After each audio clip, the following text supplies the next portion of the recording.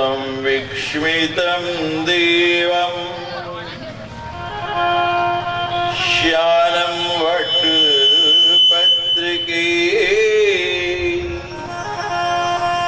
वाक्स्मितं वाक्यं विष्णुं किं विस्मृतोऽर्हसि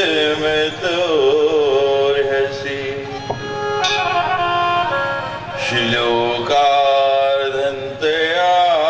प्रोक्त भगवत्याखिलार्थितं सर्वखल्विदमेवाहम्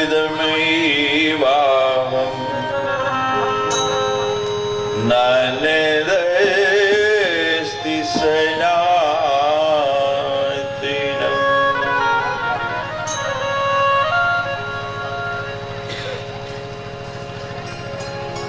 बड़ी सुंदर, बड़ी दिव्य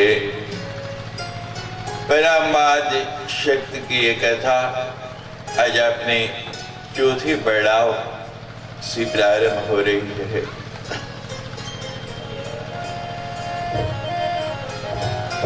कथा प्रारंभ करने से पहले आपकी सूचना, जो फल आप लाएं वो यहाँ मंच पर देने हैं, फूल अपने पास रखने हैं। जब भगवान का अवतार होगा फूल उस समय भगवान को चढ़ाने हैं, फूल यहाँ जमा नहीं करने। जिन लोगों ने जमा कर दिया कोई बात नहीं, उनको वहीं मिल जाएंगे, बाद में बंटवा देंगे। अब जो लोग ला रहे हैं फूल अपने पास रखें और आयोजक भी कृपया यहाँ फूल नहीं लें, मात्र फल लें। जय जय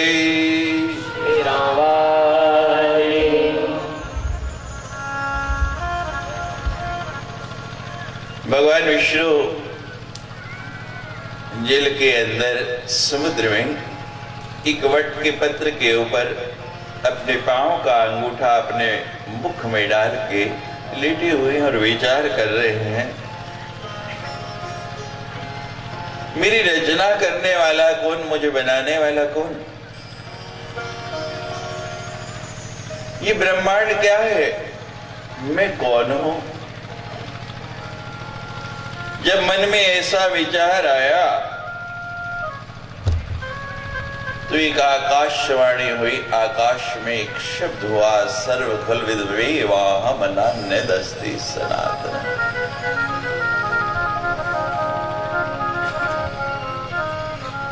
ये सारे का सारा ब्रह्मांड मैं ही हूं, मेरे सिवा दूसरा कुछ है ही नहीं। जब इस ध्वनि को सुना, आवाज को सुना तो सोचने लगे ये आवाज कहां से आई, ये कौन बोला? आसपास कोई दिखाई नहीं दे रहा। बड़ी मीठी, बड़ी मधुर, बड़ी सुंदर वाणी है, कानों में रस घुल गया, लेकिन बोलने वाला कौन है?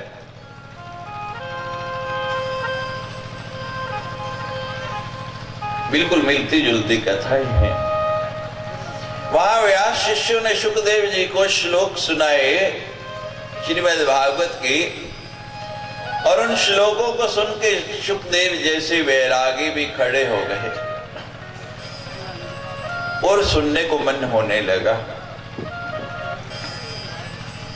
और यहाँ तो वहां भगवती पराम्बा शक्ति स्वयं बोल रही है, स्वयं उच्चारण कर रही है। और बड़े विस्मित हुए आश्चर्य में पड़े हुए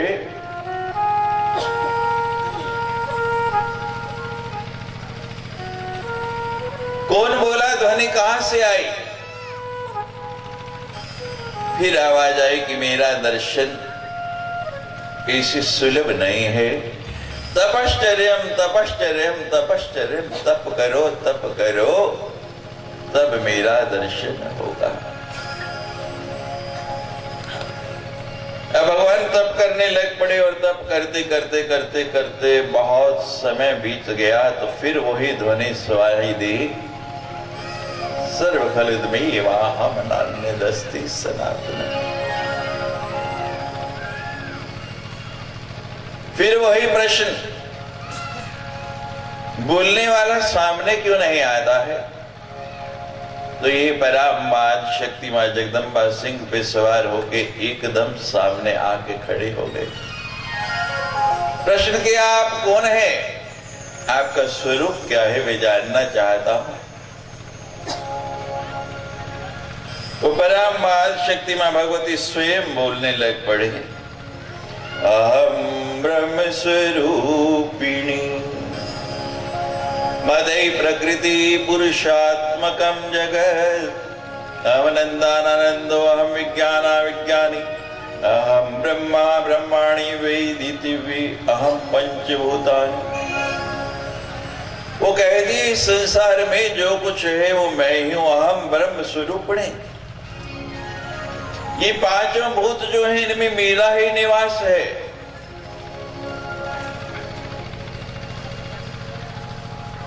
दुर्गा सप्तशती में आप देवी अथर्व शीर्ष पढ़ते हैं, उस देवी अथर्व शीर्ष में आया है साब्रवीत कि वो देवी स्वयं बोली। जब देवताओं ने प्रश्न किया काशी तो महादेवी थी, हे देवी आप कौन है, तो उसने स्वयं अपने मुख से बोल के बताया कि मैं कौन हूं, मेरा परिचय क्या है। ये पूरे का पूरा संसार प्रकृति पुरुषात्मक जगत, प्रकृति और पुरुष के रूप में सब भूतों में मैं ही निवास करती हूं, मेरे द्वारा ही इस संसार की रचना होती है। सदैकत्वं न भेदोस्ति सर्वथैव ममास्य च यासो साहम अहम यासो भेदो अस्ति मति विभ्रमा। जो वो है वो मैं हूं, जो मैं हूं वही सब कुछ है। जो इसमें भेद करता है, भेद से मति विभ्रमात यानी मति में भ्रम आ जाता है।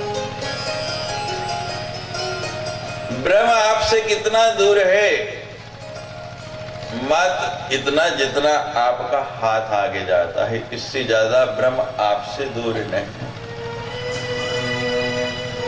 फिर दिखाई क्यों नहीं देता, नजर क्यों नहीं आता, कारण क्या है? यहां लिखा है भेदो अति मति विभ्रमात। जब हमारे मन में शंका आती है, भेद आता है, तभी हम उससे दूर हो जाते हैं।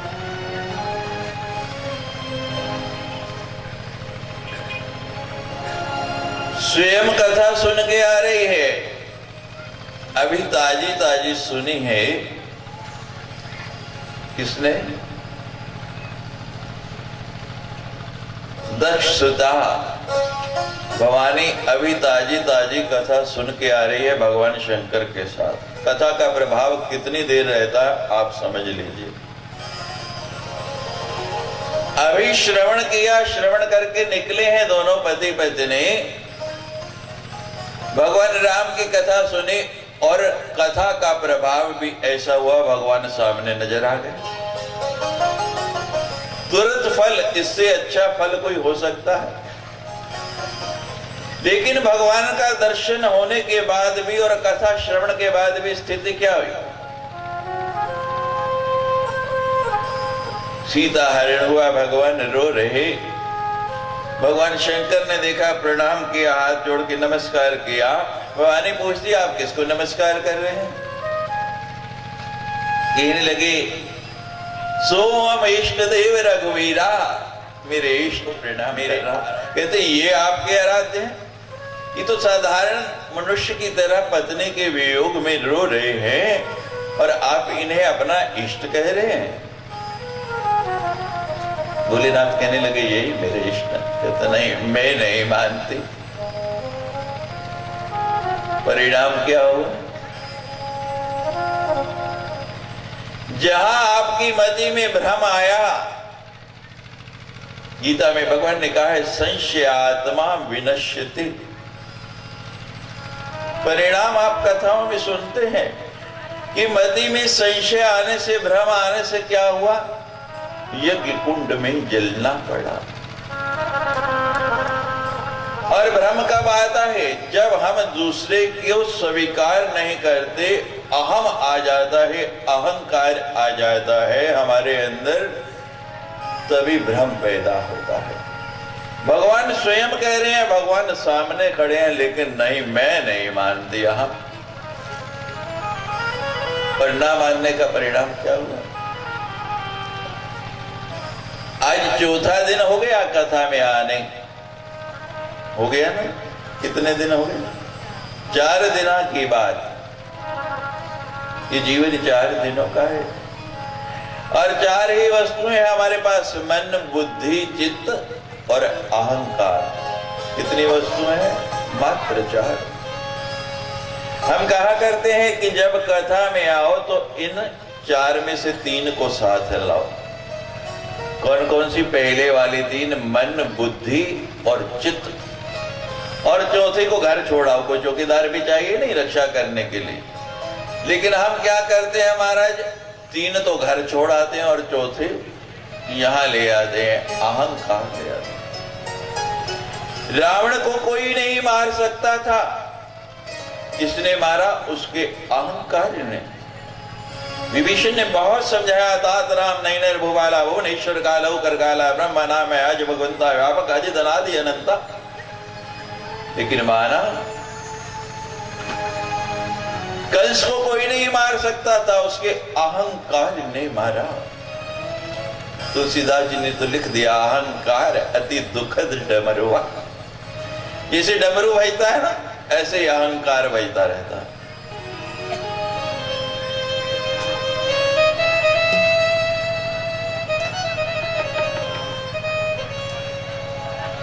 कहावत है, कहते हैं चौथा चना और बाजे घना,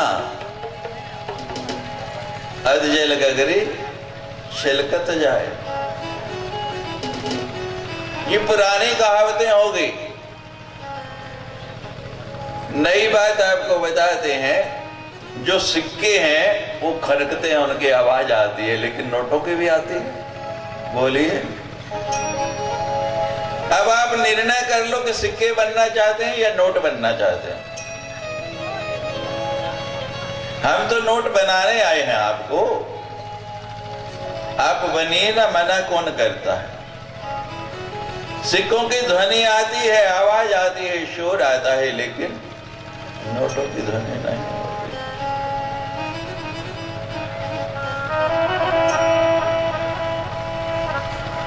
एक ऐसा ही कलाकार था महाराज, मूर्तिकार। इतनी सुंदर मूर्तियां बनाता था, सजीव मूर्तियां, जो मूर्ति देखता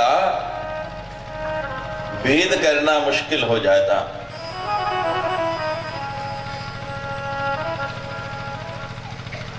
हमारे स्वामी अद्वैतानंद जी गए कि भाई मंदिर बन रहा है लोकेश नगर में, मेरी इच्छा है कि वहां एक मूर्ति स्थापन करा दो।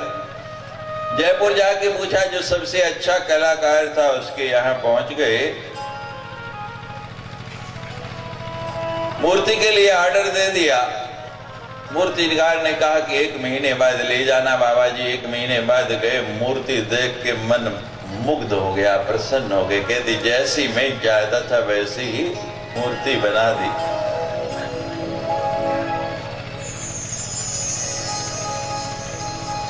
मन प्रसन्न हुआ तो उसके मस्तक की रेखा पड़ी।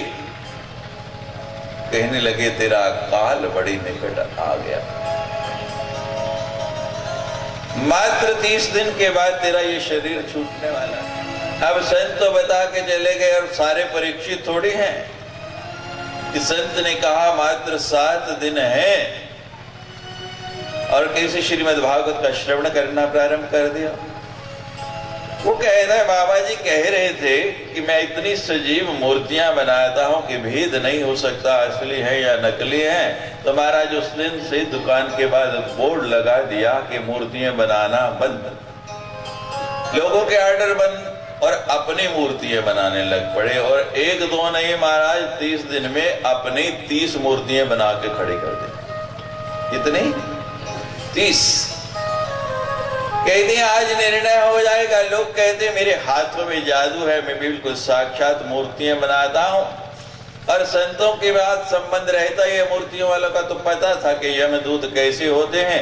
महाराज जिस समय जो बताया था हमारे स्वामी जी ने, उस समय वो पूरी की पूरी 30 मूर्तियां लाइन में खड़ी कर दी, 15 इधर 15 इधर, और बीच में जाके आप खड़ा हो गया।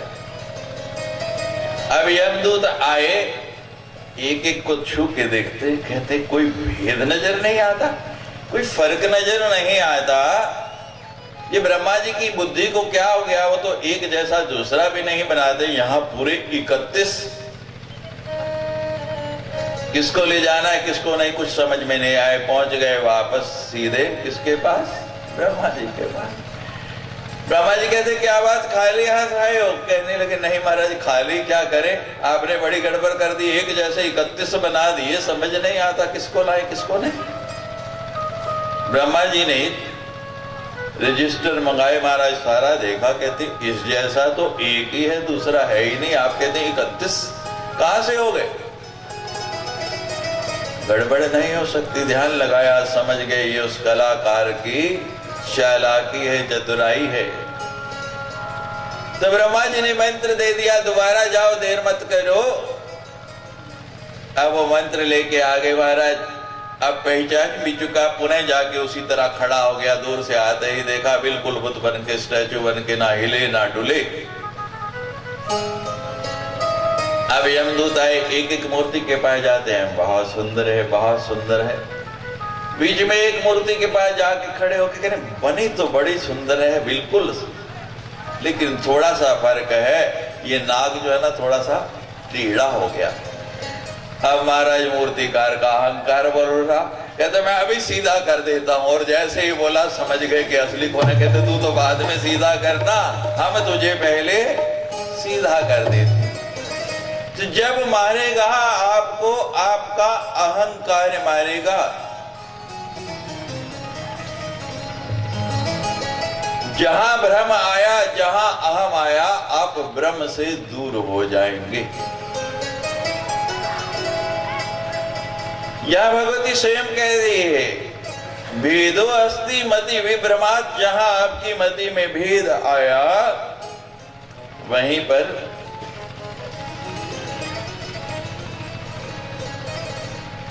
तो महाराज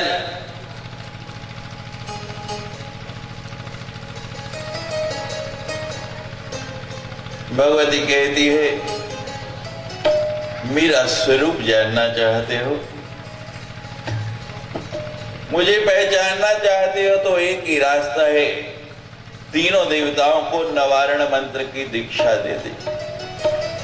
मां भगवती का पावन नवारण मंत्र, जिसका कल आपने एक बीज सुना, एक बीज के द्वारा उतत से जिससे विद्वान हो गया, वो पूरी का पूरा नवारण मंत्र ओम ऐं ह्रीं क्लीं चामुंडाय विच्चे, उन तीनों देवताओं को दे दिया और कहा तप करो, तप करते रहो,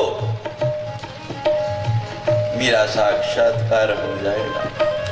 अब तीनों तप कर रहे हैं, तप कर रहे हैं, तप करते करते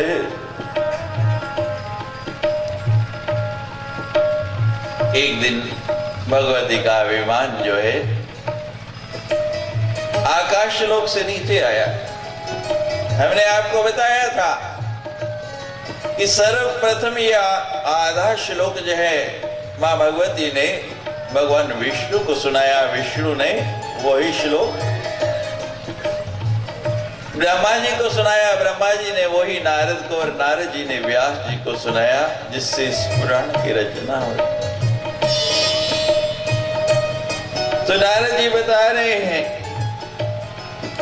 शृणु नारद वृक्ष्यामि यदिष्टं चत्र चाद्भुतं न दर्पणे मध्यवे दिव्याश्चरण पंकजे ब्रह्मांडे अखिलं सर्वं तत्र स्थावर जंगमम् अहं विष्णुश्च रुद्रश्च वायुरग्निर्यमो रवि वरुणैः शीतैः गुरुस्रष्टा कुबेरैः पाकशासने पर्वताः सागरा नद्यो गंधर्वाप्सरस्तथा।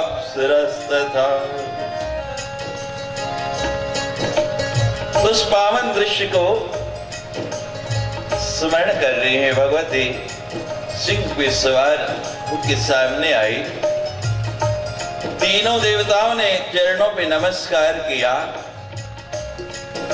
मां भगवती का सिंह पे सवार विग्रह यहाँ यज्ञशाला में आप देखे, मां भगवती का एक पांव उनकी गोदी में है और दूसरा पांव नीचे लटकाया हुआ है।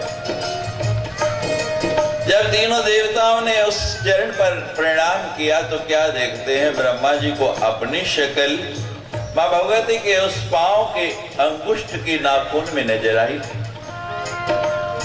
विष्णु को अपनी छवि नजर आई, शंकर को अपनी छवि नजर आई। यहां लिखा है नख दर्पणे मध्य वे दिव्याश चरण पंकजे, कि मां भगवती के उस चरण कमल के नख के अंदर तीनों देवताओं ने जो देखा, क्या देखा, ब्रह्मांड अखिलम, ये सारे का सारा ब्रह्मांड सर्वतंत्र स्थावर जंगम, सभी स्थावर जंगम जितने भूत हैं वो उस मात्र एक छोटे से नाखून के अंदर नजर आ रहे हैं।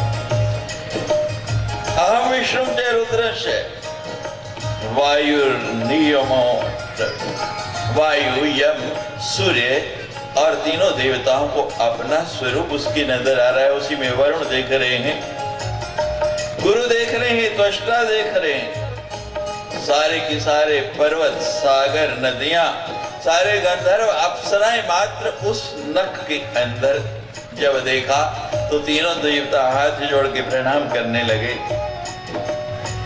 नमो देवी प्रकृति जय विधात्री सत्यम नमे कल्याणम कामदायी जय वृद्धे सिद्धे नमो नमः सच्चिदानंद रूपिणे संसारणे नमः पंचकीर्ति विधात्री जय भुवनेशी नमो नमः सर्वाधिष्ठान रूपाय कूटस्थाई नमो नमः अर्धमात्रार्थ भूताय नमो नमः नमो देवी महाविद्ये नमामि चरणे तव सदा ज्ञान प्रकाश में देहि सर्वार्थ दे शिव।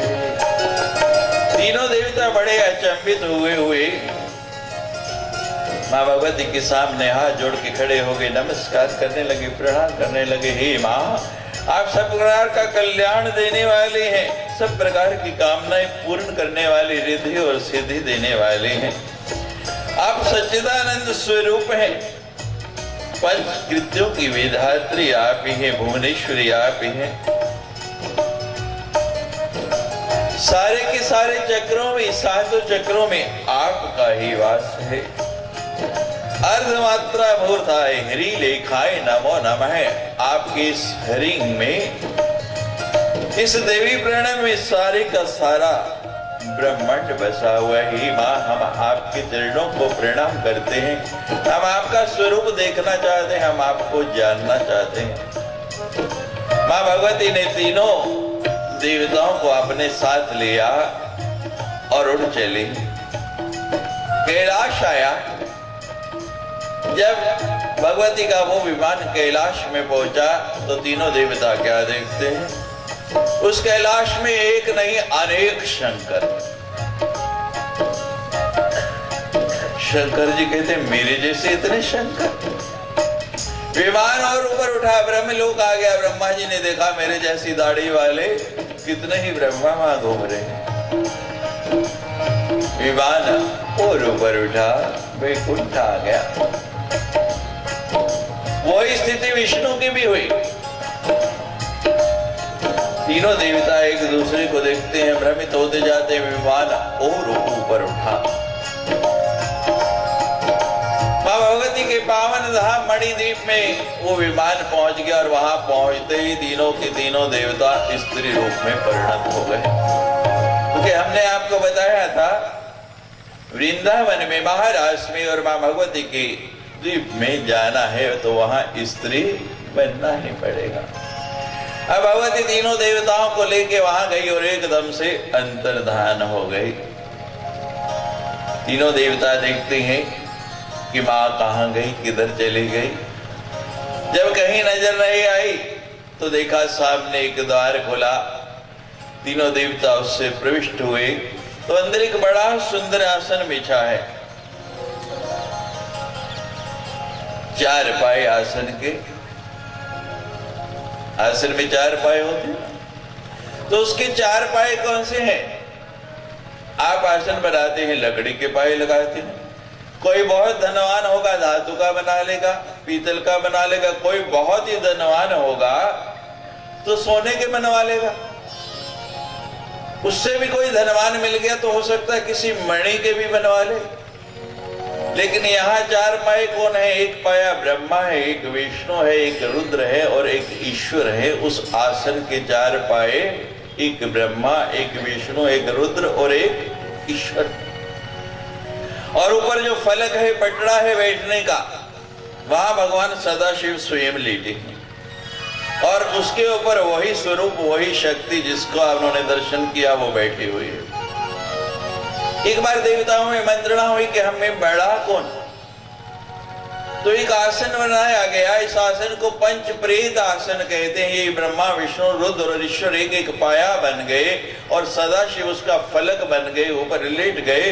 और फिर आवाहन किया गया कि जो अपने आप को इसका पात्र समझता है, इसके लायक समझता है, वो आए और इसके ऊपर विराजमान हो जाए। जब बार बार विराजमान होने के लिए आह्वान किया तो यही परम माँ शक्ति माँ जगदम्बा, जिसको हम राज राजेश्वरी के नाम से जानते हैं, जो श्री विद्या के उपासक हैं, त्रिपुर भैरवी कहते हैं, वो आके उस आसन के ऊपर विराजमान हो गए। तीनों देवता नतमस्तक हो गए, प्रणाम करके हाथ जोड़ने लगे। हे माँ, तेरी लीला, तेरा ये वैभव हमारी समझ से बाहर है। माँ के स्वरूप को जानना है तो माँ की आराधना करनी पड़ेगी। आओ माँ की स्तुति करें, माँ का वंदन करें और आज की कथा में प्रवेश करें। जय जय शेरों वाले, जय जय शेरों वाले, जय जय शेरों वाली माँ।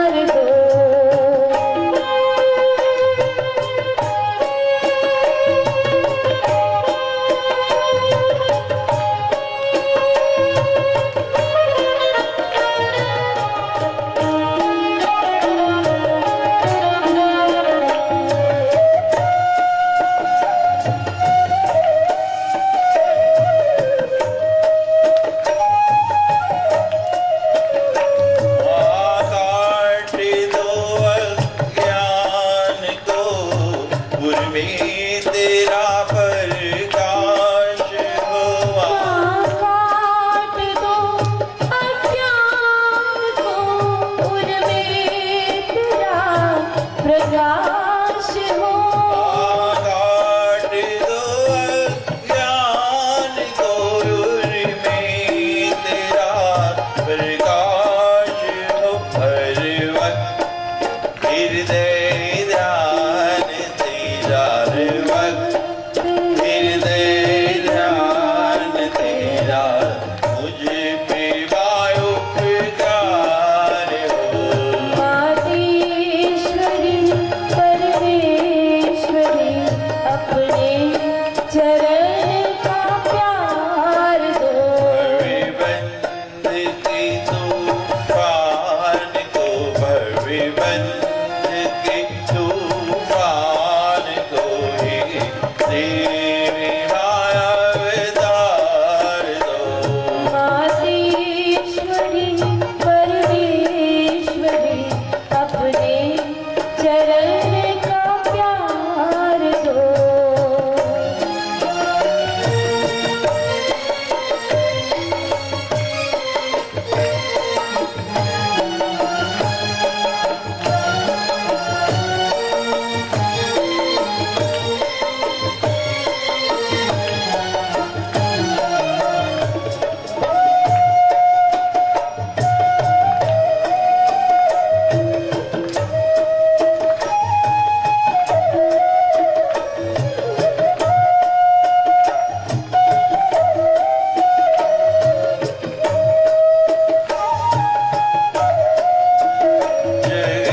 जगदीश्वरी माँ तेरी बालक विनय कर कर जोर के।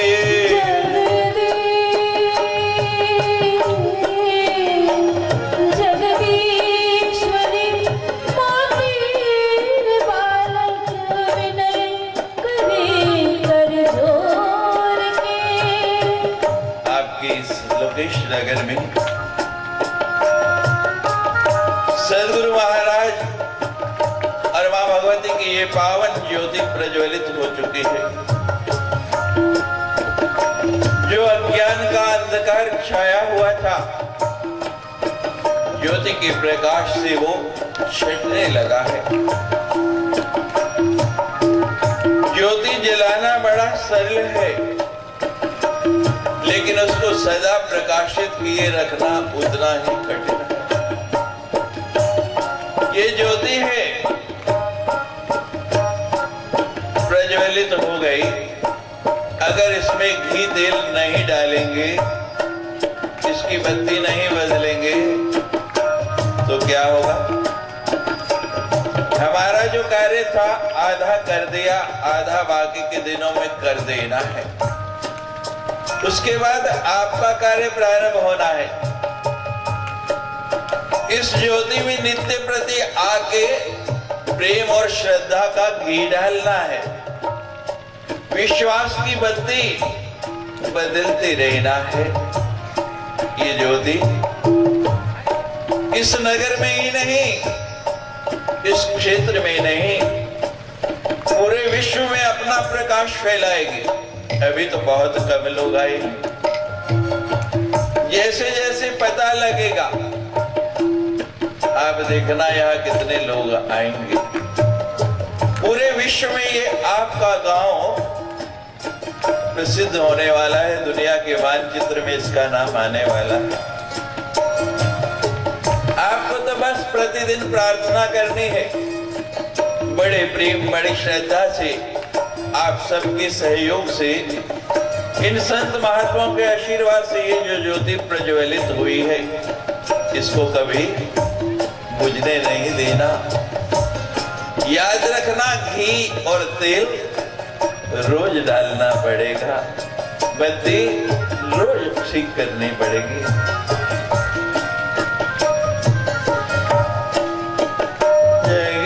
जगदीश्वरी मात विनय करे कर जोर के। जगदीश्वरी माते सभी विनय कीजिए। बालक विनय करे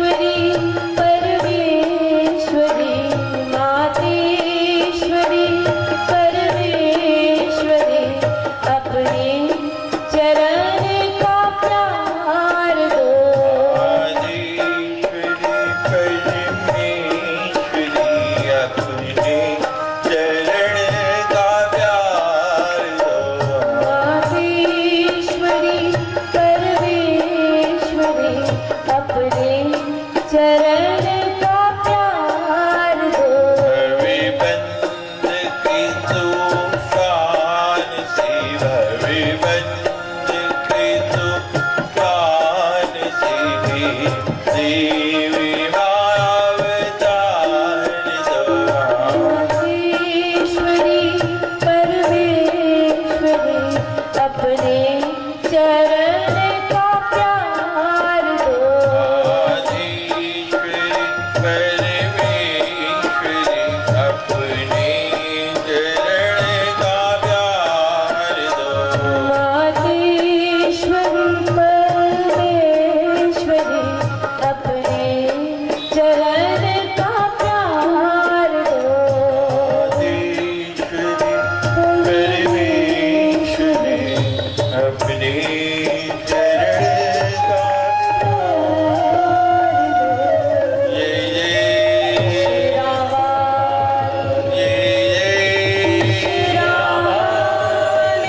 ये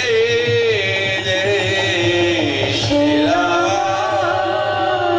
बोलिए सद्गुरु भगवान की, बोलिए महामंडलेश्वर स्वामी लोकेशानंद महाराज की।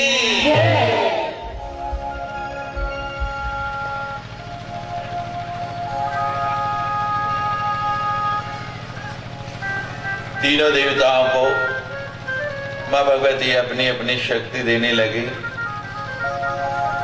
परमाद शक्ति ने तीनों देवताओं को अपना स्वरूप, अपना दर्शन, अपना ज्ञान दिया। हर व्यक्ति के शरीर में ये शक्ति सोई हुई है।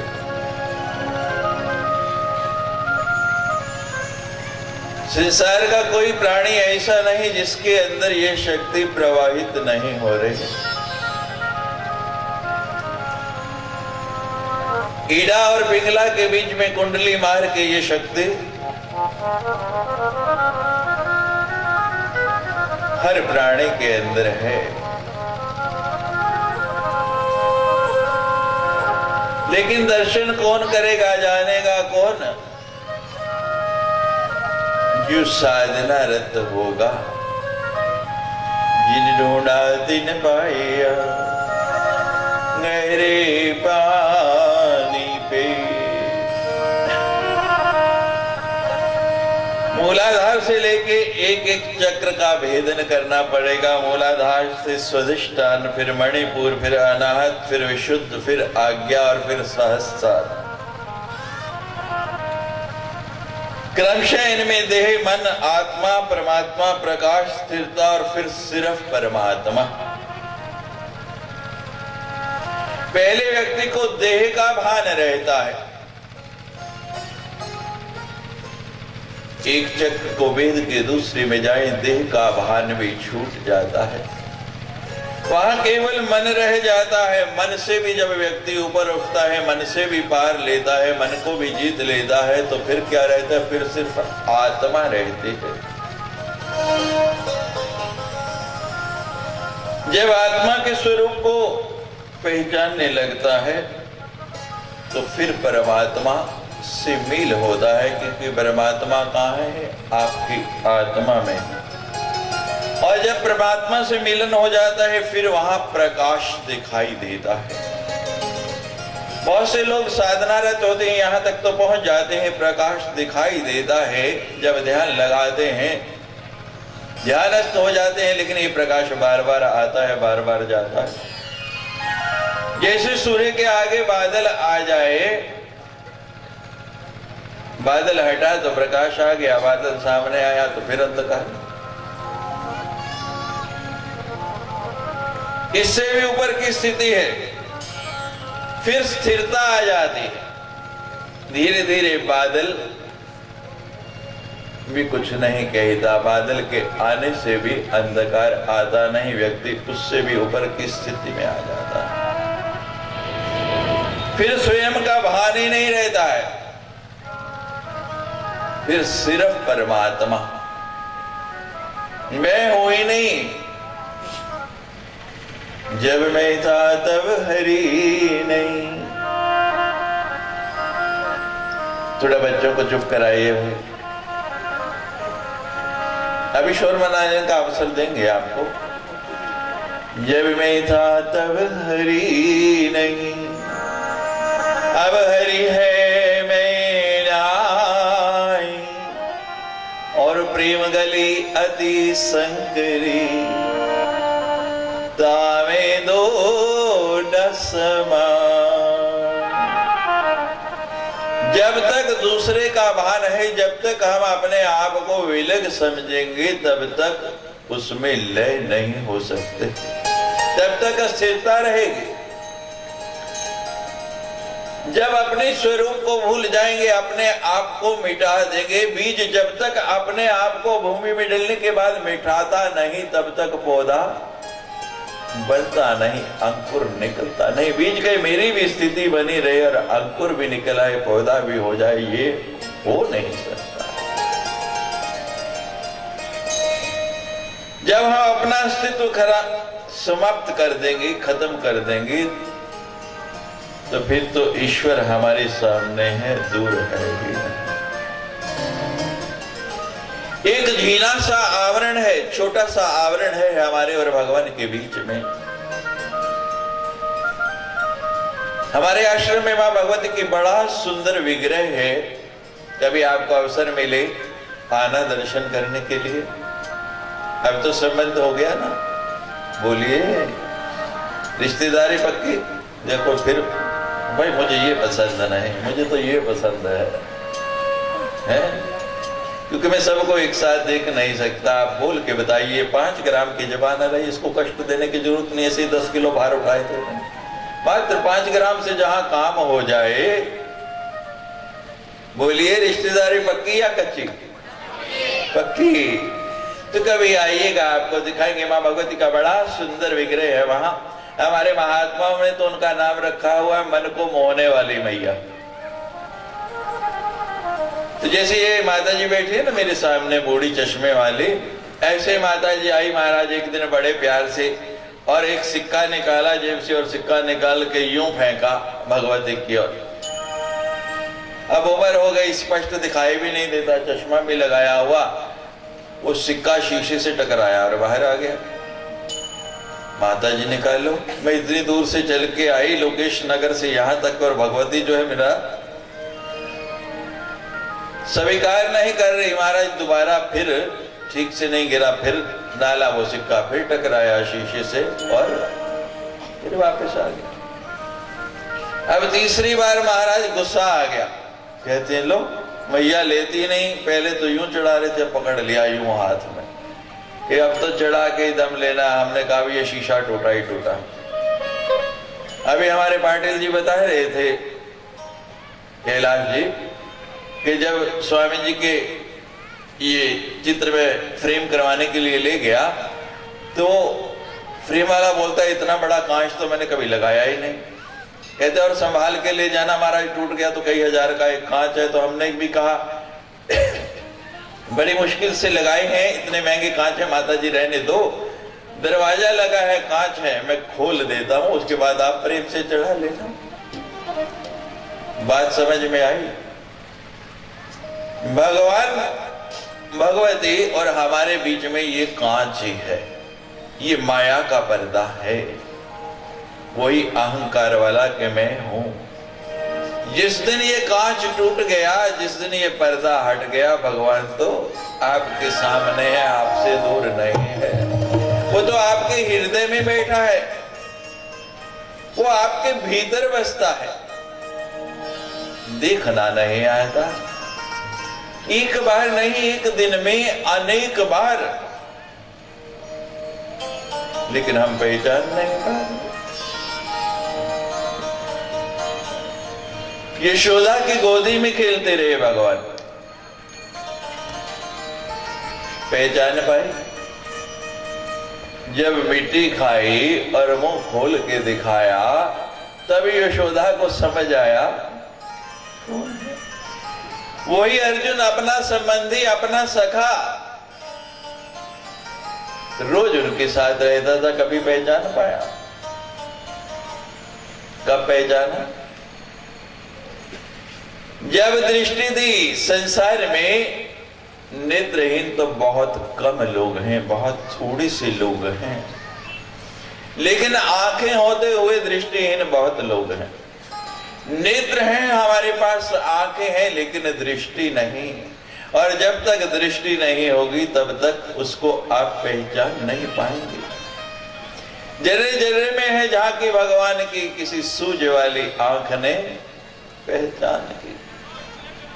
ये दृष्टि मिलेगी कहां? कौन सी दुकान पे मिलती है, कौन से बाजार में मिलती है? वो दृष्टि और कहीं नहीं मिलती। यही माध्यम है उसका।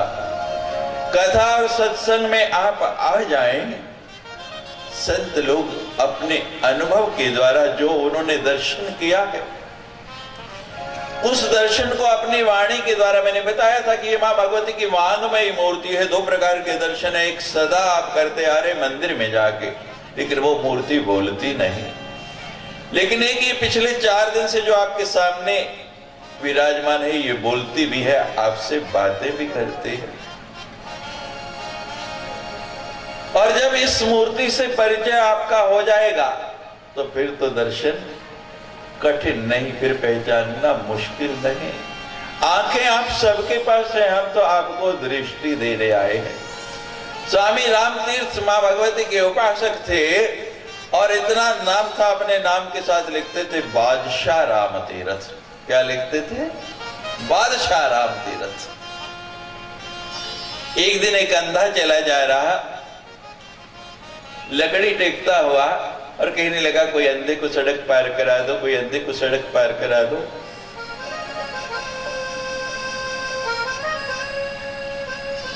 बादशाह राम तीर्थ बैठे देख रहे, हंस रहे, उठे नहीं।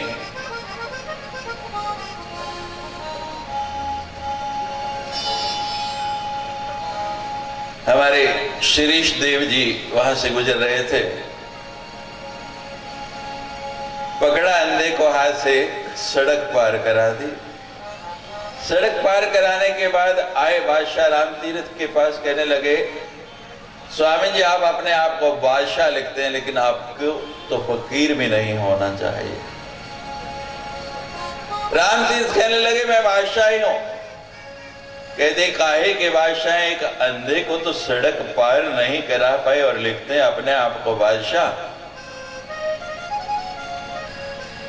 राम तीर्थ कहते मैं बादशाह ही हूं।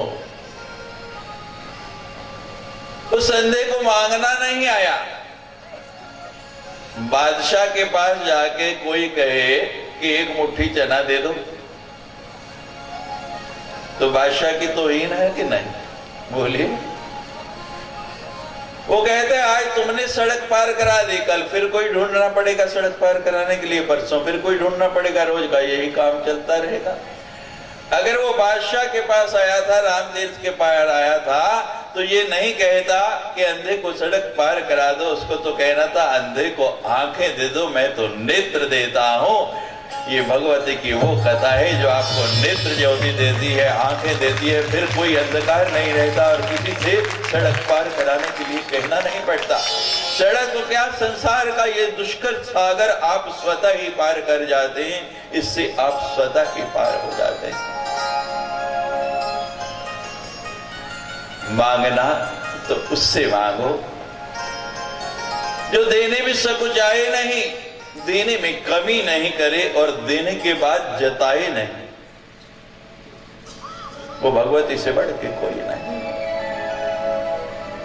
बादशाह अकबर नमाज पढ़ रहा था और नियम था नमाज पढ़ने के बाद सबको दान देना। दान बांट चुका। एक फकीर फटेहाल बहुत नाम सुन के गया। अकबर ने कहा आने में बहुत देर कर दी। कहने लगा महाराज मैं बहुत दूर से आया हूं। कहते बैठ जा, मैं नमाज अदा कर लूं, आखिरी वजू रह गई है, उसके बाद तुझे देता हूं। फकीर बैठ गया और अकबर महाराज नमाज अदा की, वजू किया और दोनों हाथ उठा के अल्लाह से कहने लगे अल्लाह मुझे और दे और दे और दे, इतना दे। नमाज पूरी करने के बाद वापस मुड़ा, उस फकीर का ध्यान आया कि उसको दूं, तो देखा वो फकीर चला जा रहा है। आवाज लगाई है, फकीर आया भी और वापस जा रहा है, लेके जा। अकबर के दरबार से आज तक कोई खाली नहीं गया, वापस क्यों जा रहा है? वो कहता नहीं, मुझे कुछ नहीं चाहिए। कहते अभी तो आया था, मांग रहा था, अभी कहता है कुछ नहीं चाहिए। कहते मैं तो सुन के आया था कि अकबर बहुत बड़ा दाता है, लेकिन मैंने आके देखा यहाँ तो दाता नहीं, मेरे से भी बड़ा फकीर है। और फकीर को फकीर से क्या मांगना, मांगेंगे तो उससे मांगेंगे जो देने के बाद जताए नहीं, सकुचाए नहीं और कभी संकोच नहीं करे। ऐसी मेरी परा अम्बा माँ भगवती जगदम्बा है। और हमारे सदगुरु, कोई ब्राह्मण आ जाए, फकीर आ जाए सामने, 1000 लोग बैठे, बड़े से बड़े व्यक्ति बैठे, कहते हट पर, पहला उसका अधिकार है, उसको मेरे पास आने दे। आओ इसी सतगुरु को नमन करें। मेरा सतगुरु पीरांदा पीर तन मन रखिया गया, सतगुरु पीरांदा पीर तन मन रखिया गया, सतगुरु पीरांदा पीर तन मन रखिया गया, सतगुरु पीरांदा पीर तन मन रखिया गया, रखिया गया, रखिया गया, रखिया गया, मन रखिया गया, रखिया गया, मन रखिया गया, रखिया गया, मन रखिया गया। कभी बादशाह, कभी बादशाह, कभी बादशाह, कभी फकीर तन मन मेरा सतगुरु पीरांदा पीर तन मन रखिया गया, मेरा सतगुरु पीरांदा पीर तन मन रखिया गया, रखिया गया, मन रखिया गया, रखिया गया, मन रखिया गया, रखिया गया, मन रखिया गया, रखिया गया, मन रखिया गया। कभी बादशाह ते कभी फकीर तन मन रखिया गया, मेरा बादशाह काले फकीर तन मन रखिया गया।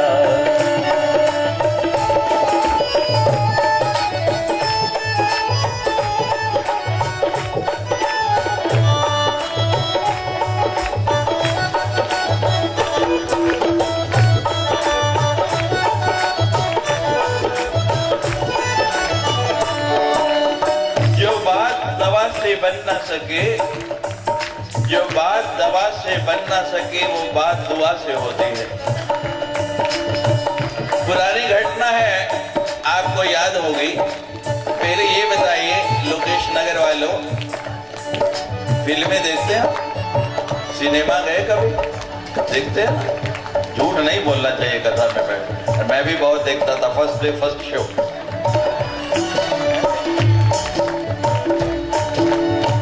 तो महाराज, कुछ साल पहले की घटना है, उस समय तो हम फिल्में नहीं देखते थे, समाचार पत्र में पढ़ा एक फिल्म की शूटिंग के दौरान अमिताभ बच्चन को चोट लग गई, घायल हो गया।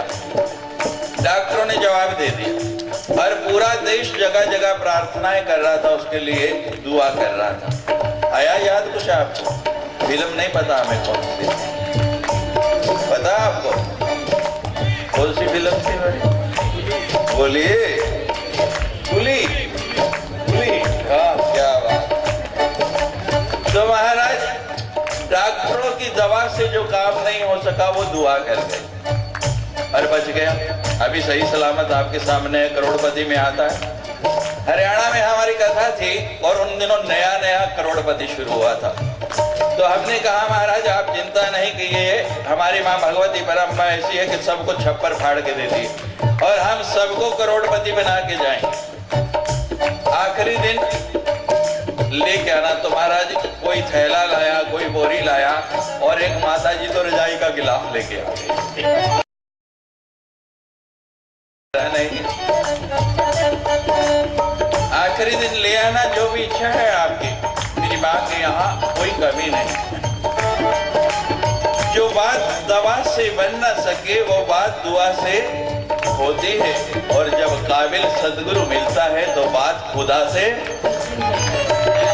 मेरा सदगुरु पीरांदा पीर, मेरा सतगुरु पीरांदा पीर तन मन रखिया गया, मेरा सदगुरु, मेरा सदगुरु पीरांदा पीर तन मन रखिया गया, मेरा सतगुरु पीरांदा पीर तन मन रखिया गया, रखिया गया, मन रखिया गया, रखिया गया,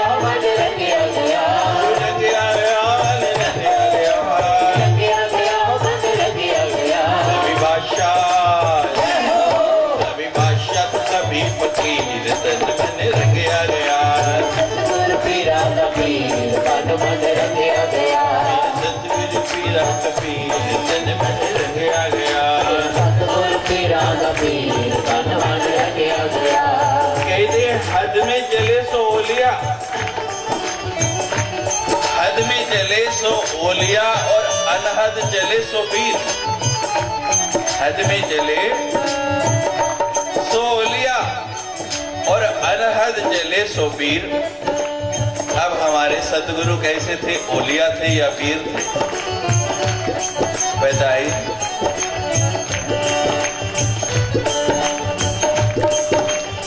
जो हद के अंदर यानी जिसकी एक सीमा है, लिमिट में चलता है, वो ओलिया।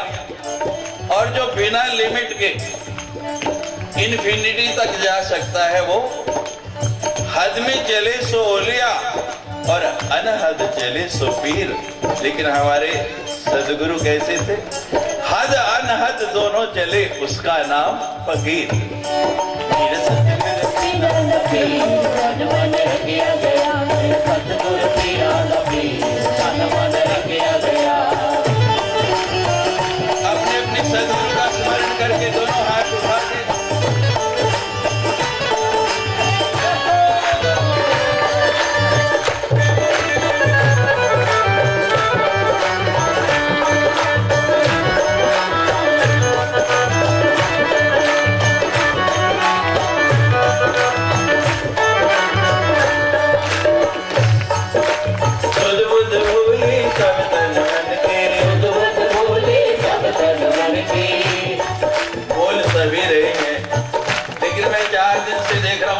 बाद में शुरू करते हैं बाबा जी की, सब सुध बुध भूल जाते हैं। और यहाँ नहीं, हम यहाँ से जब जहाँ हमारा विश्राम के वहां जाते हैं तो रास्ते में मुझे दिखते हंसी शुरू हो जाते हैं। सुध बुध भूली सब तन मन की, चिंता मिट गई जन्म जन्म की। चिंता और चिता में ज्यादा अंतर नहीं है। चिता में व्यक्ति जीवन में मात्र एक बार जलता है, चिता में मात्र एक बार जलता है, लेकिन चिता में रोज जलता है। चिता के ऊपर एक अनुस्वार बिंदी लगा दें तो क्या बन जाता है? चिंता। हमारे गुरुदेव कहा करते थे, चाह गई चिंता गई और मनवा भी परवाह। चाह गई चिंता गई और मनवा बेपरवाह, और जिसको कुछ नहीं चाहिए वो शाहर का। चिंता मन की सुध बुध भूली सब तन मन की। चिंता छूटी जन्म जन्म की। चिंता छूटी जन्म जन्म की।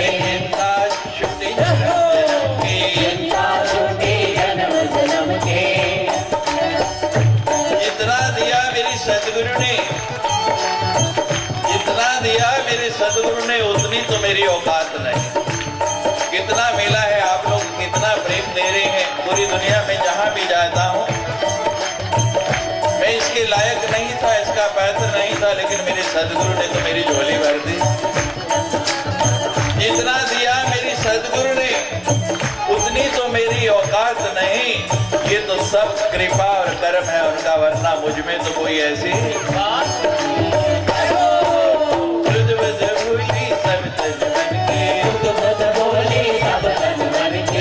चिंता मिट गई जन्म जन्म के। चिंता मिट गई जन्म जन्म के। चिंता मिट गई जन्म जन्म के। बदल गई तकदीर बदल गई तकदीर तन मन रंगिया गया। सतगुरु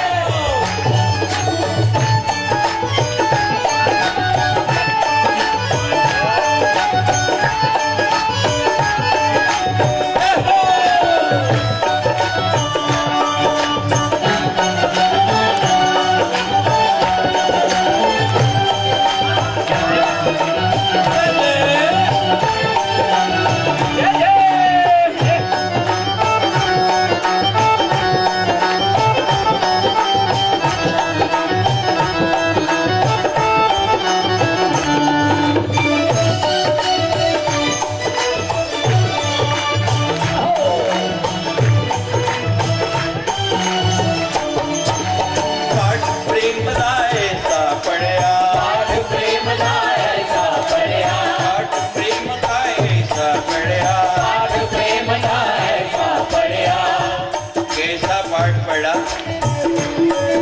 आप देखिए, आपने देखा पहले दिन के पत्थर भी रो पड़े। प्रमाण है, आपके सामने इस मंच पे बैठे हुए पत्थरों भी आंसू बहाने लग पड़े। और अभी तो इसका प्रभाव आप आगे देखेंगे।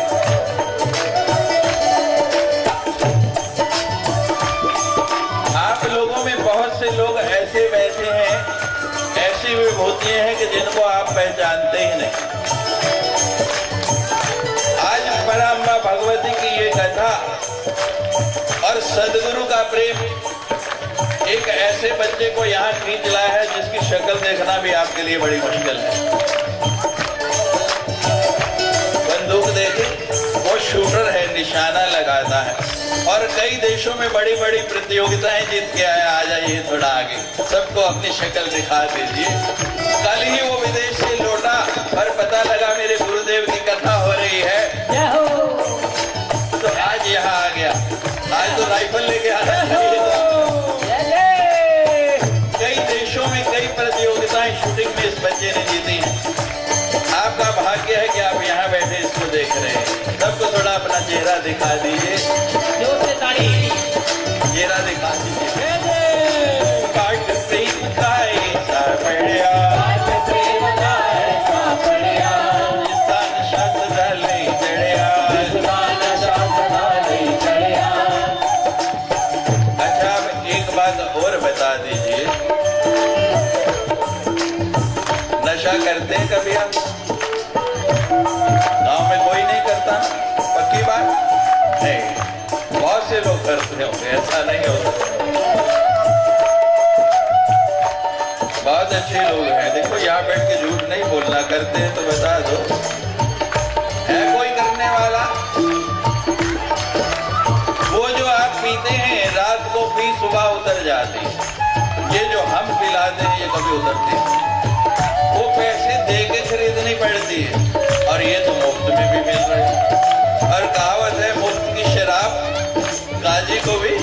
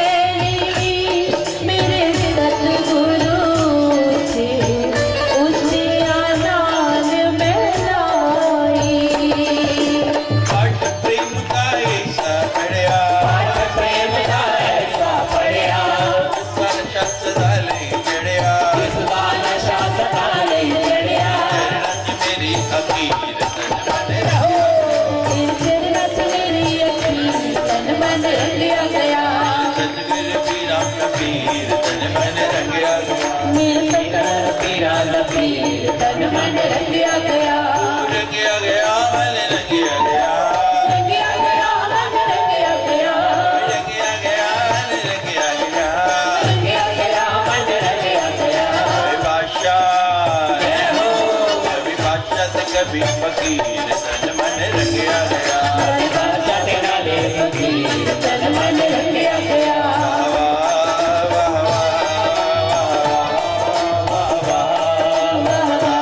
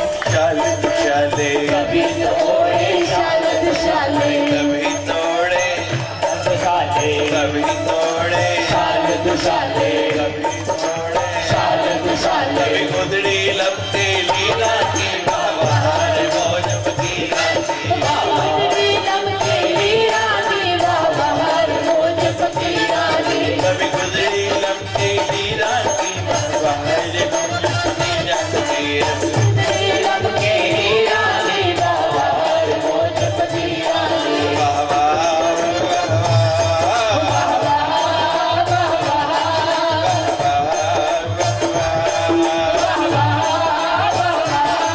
देखिए ये संसार है और संसार में जब तक हम जीवित हैं जिंदगी में कभी खुशी और कभी गम होगा। दो ही बात है संसार में, या खुशी या गम। जिंदगी में कभी खुशी और कभी गम होगा, लेकिन दोनों हाथ उठा के आज ताली वही बजाएगा जिसकी भुजाओं में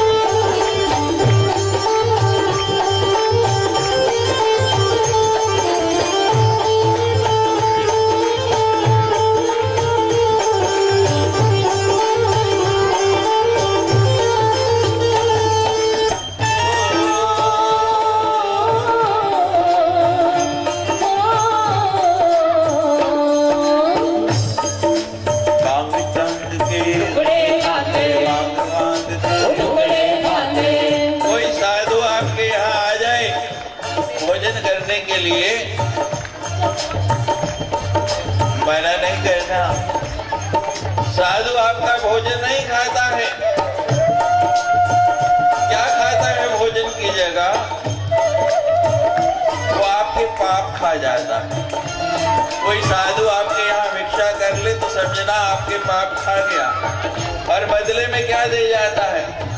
अपना पुण्य आपको दे जाता है। ऐसा अवसर चूकना नहीं।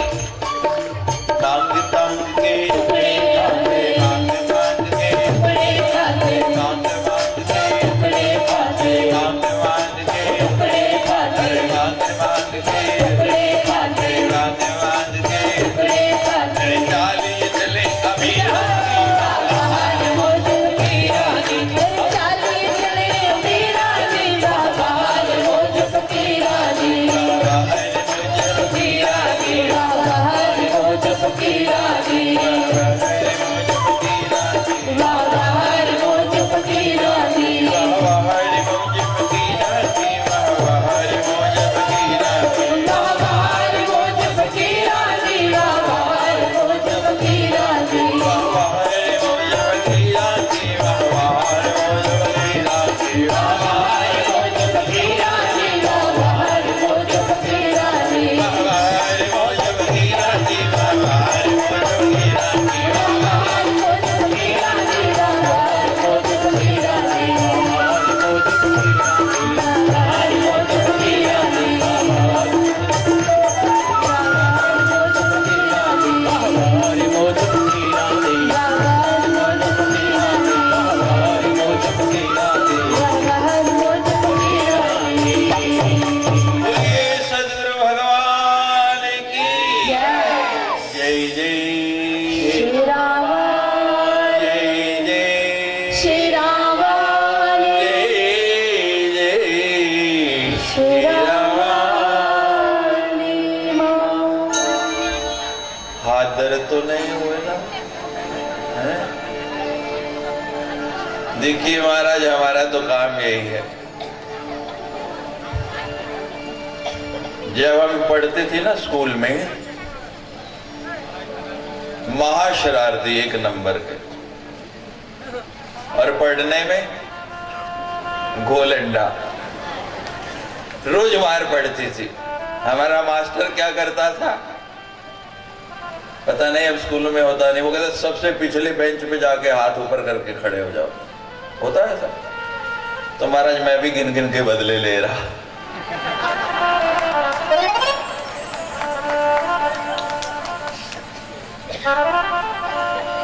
पता है आपके हाथ क्यों ऊपर कराता हूं?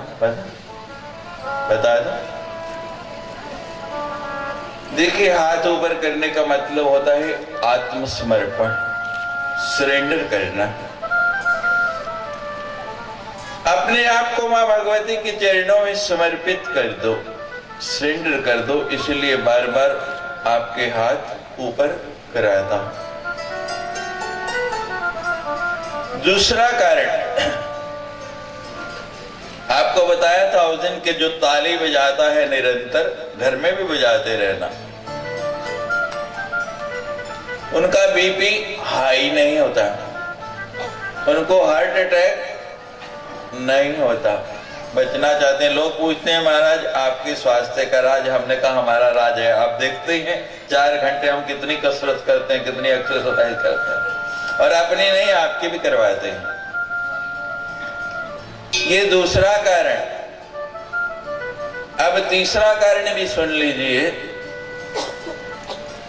कोई व्यक्ति यहाँ ऐसा है, माँ का शेर, जिसने जीवन में कभी कोई पाप नहीं किया। बोलिए, है कोई व्यक्ति शरीर के द्वारा सबसे कम पाप करता है। शरीर से ज्यादा पाप वाणी के द्वारा करता है। वाणी से ज्यादा पाप मन के द्वारा करता है।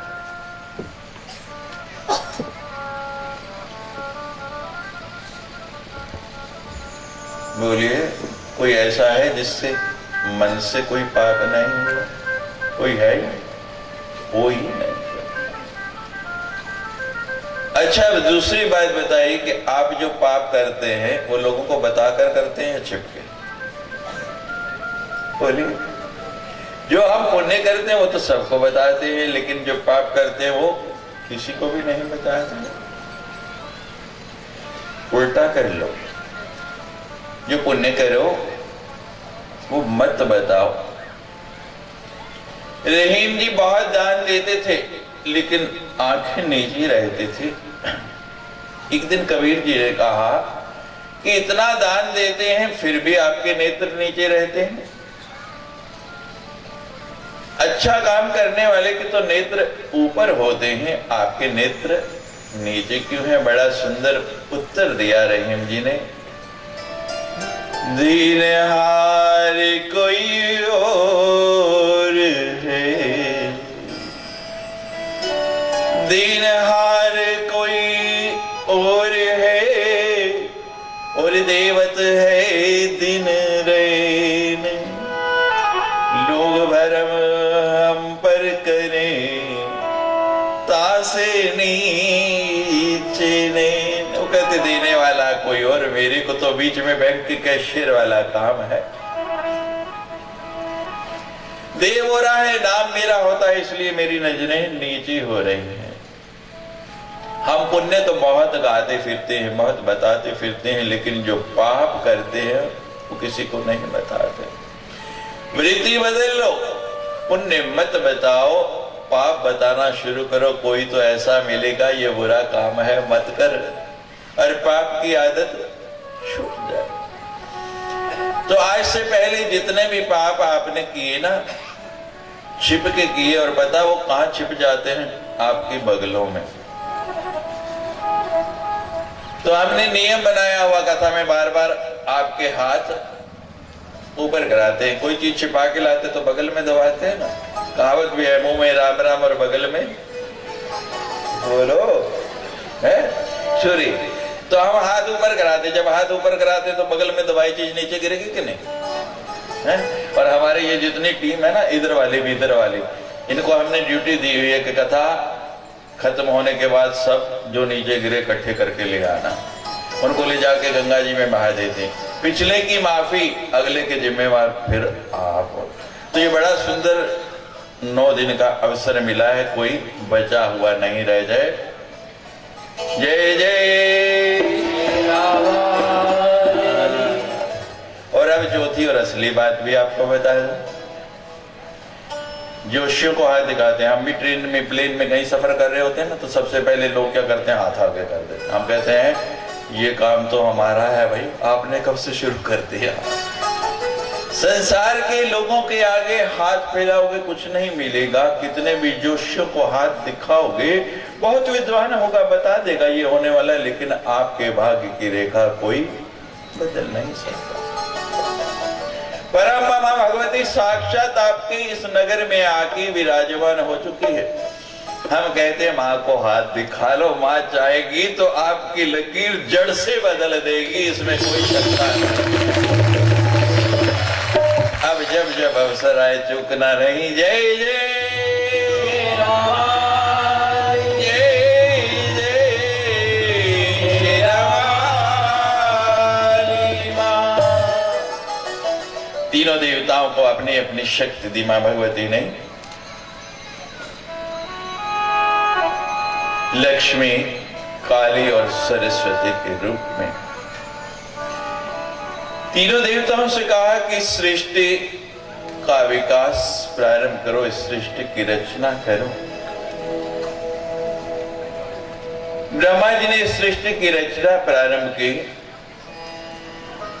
सबसे पहले आकाश बना। आकाश में एक गुण है, मात्र शब्द। आकाश के बाद वायु की संरचना हो गई। वायु में 2 गुण आ गए, शब्द भी और स्पर्श भी। शरीर को हवा लगती है तो अनुभूति होती है। उसके बाद अग्नि की रचना की। अग्नि में 1 गुण और आ गया, 3 गुण हो गए। अग्नि का स्पर्श करो तो पता लगता है, और अग्नि का रूप भी है, अग्नि दिखाई भी देती है। चौथी वस्तु की रचना की, जल बनाया, जल के अंदर एक गुण और आ गया, जल का स्वाद भी है। कल आपने सुना कि मधु कैटभ का वध किया, और मधु कैटभ के शरीर से जो मांस मज्जा निकली वो मेदनी कहलाई। पृथ्वी का एक नाम है मेदनी, उससे ये धरती बनी। तो पांचवी रचना धरती की हुई, उसमें एक गुण और आ गया, मिट्टी के अंदर गंध भी आ गई। अब ये सृष्टि की रचना इसके ऊपर प्रारंभ हो रही है। पांच भूत, पांच उनके गण, 10 हो गए। पांच हमारी ज्ञान इंद्रियां, पांच हमारी कर्म इंद्रियां, 10 और 10 20।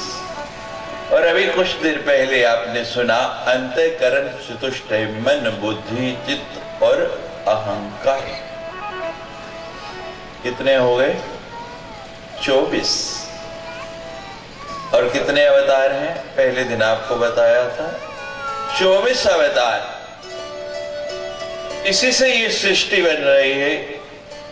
4 प्रकार की सृष्टि होने लगी, स्वेदज, उद्भिज, अंडज, पिंडज। सृष्टि का क्रम आगे बढ़ने लगा। सब देवता इस सृष्टि का कार्य जैसे जैसे भगवती ने सबका कार्यभार सौंपा करने लगे।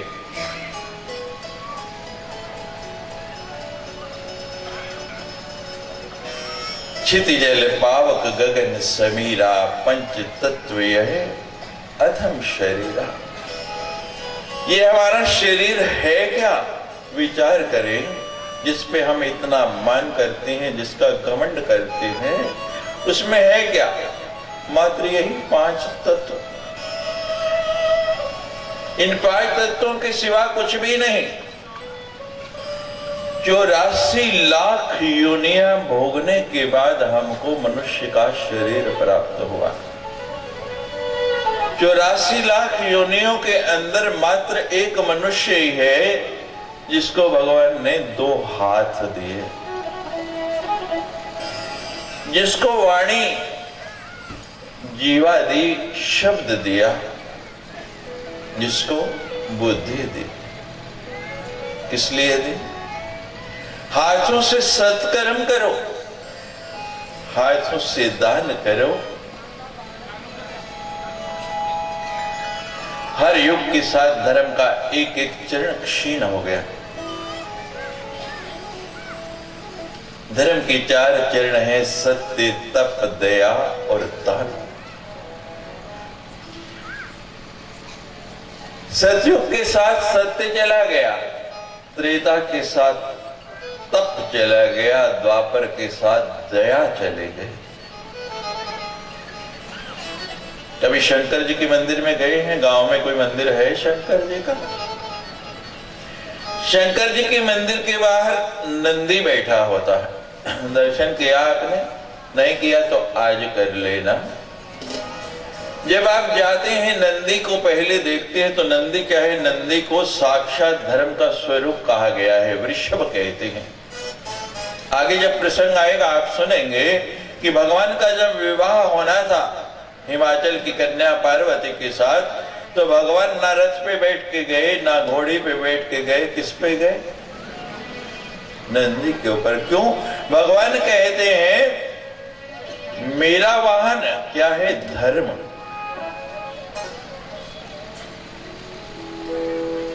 नंदी को कभी ध्यान से आपने देखा, दर्शन किया? हम दर्शन करते नहीं मंदिर जाके। पहली दुविधा तो यह है, मंदिर जाते जरूर है लेकिन दर्शन नहीं करते।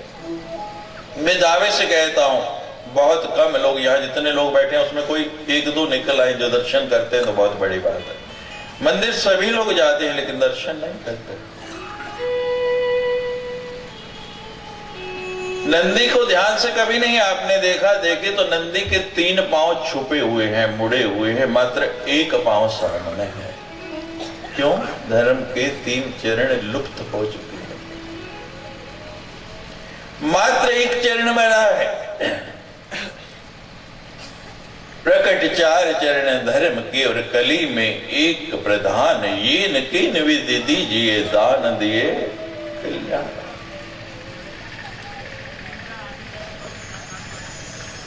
कली में केवल दान और सत्कर्म इन हाथों के द्वारा करो।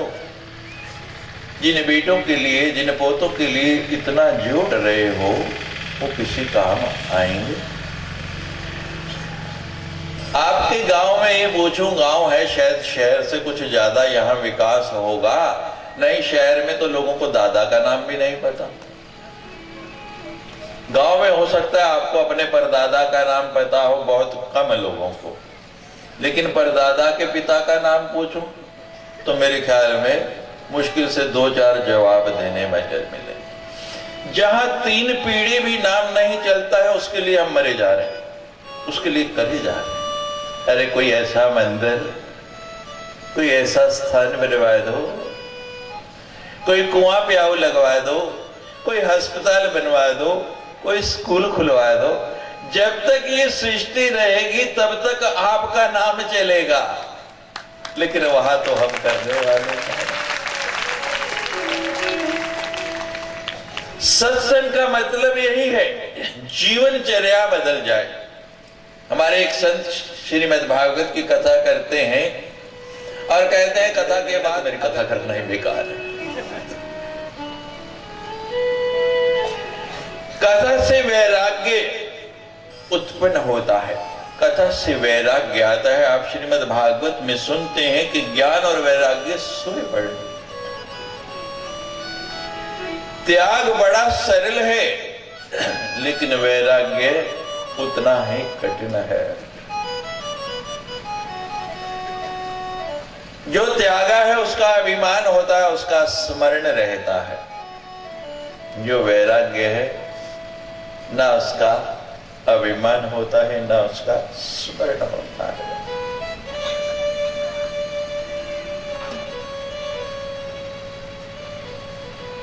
त्याग अहम लाता है। हमें लोग मिलते हैं, हरिद्वार जाओ, हर की पैड़ी पे स्नान करके निकलो तो बाहर पंडे बैठे हैं, कहते महाराज कुछ त्यागना है। कोई केला त्यागता है, कोई आम त्यागता है, कोई और वस्तु, और बहुत से लोग तो ऐसी वस्तु का त्याग करते हैं जो उनको प्रिय नहीं होती, खाने नहीं होती। कुछ नहीं होने वाला, बिल्कुल नहीं त्यागना, सब खाओ। अब जब हरिद्वार जाओ डुबकी लगाने के लिए, स्नान करने के लिए, त्यागना है काम त्यागना, क्रोध त्यागना, लोभ त्यागना, मोह त्यागना, अहंकार त्यागना, वैर त्यागना, विरोध त्यागना, मिथ्या भाषण त्यागना, मद त्यागना, मत्सर त्यागना। बहुत चीजें मैं बताता हूं, कहते नहीं महाराज इनको नहीं छोड़ेंगे, ये छोड़नी बड़ी मुश्किल है। अरे तुच्छ वस्तुओं का त्याग करते हो और फिर अभिमान करते हो।